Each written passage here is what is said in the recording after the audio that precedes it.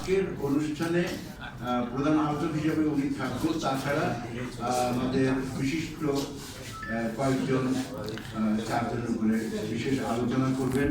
Bangla academy পুরস্কার প্রাপ্ত কবি নাসির আহমেদ থাকবেন, আমাদের কবি রবীন্দ্রনাথ কল্পনা অনেকে চেনেন, বাংলা একাডেমির সাবেক পরিচালক এবং রেডিও টেলিভিশনের এক সময় উপস্থাপক কবিমা কল্পনা থাকবেন আমাদের প্রাণের কবি কবি ইমরোজ সোহেল, এবং আমরা অনেকে আজকে পাবো।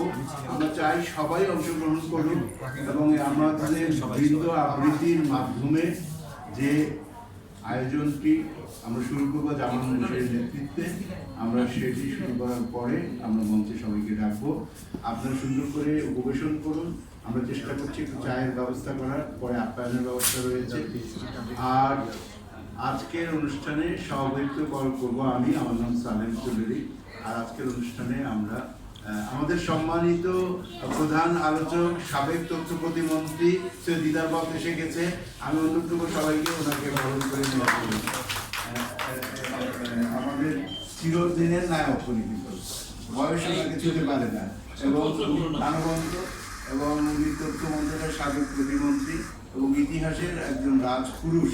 এবং যে চারজনকে আমরা এখানে স্মরণ করছি তাদের প্রত্যেকের ওপরে ওনার স্মৃতি রয়েছে, এবং উনি আজকে যদি কিছু কিছু গোপন তথ্য প্রকাশ করেন সে তারুণ্যের আমরা উপকৃত হব।